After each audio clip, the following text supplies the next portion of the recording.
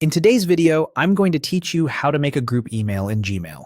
By the end, you'll have a simple way to keep messages for a specific team, club, or project grouped together so you can find and manage them faster.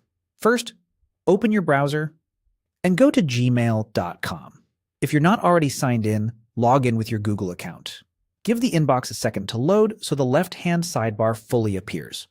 Next, look over to the left panel where your inbox, sent mail, and other sections live.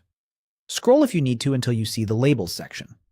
If your sidebar looks condensed, click More to expand it. Labels in Gmail act like folders that you can apply to conversations, which is perfect for keeping all emails for a group in one place. Now, in that Labels area, look for the option to create a new label.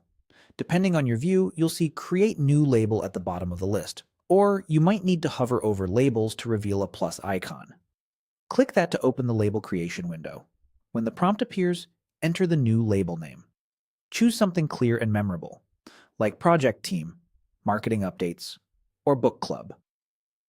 Good naming makes it easier to search and to recognize the label at a glance. If you already use several labels, you can also choose to nest this label under an existing one to keep your sidebar tidy, but that's optional.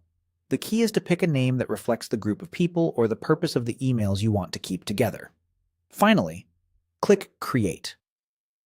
Your new label will appear in the left sidebar. From here, you can start using it right away.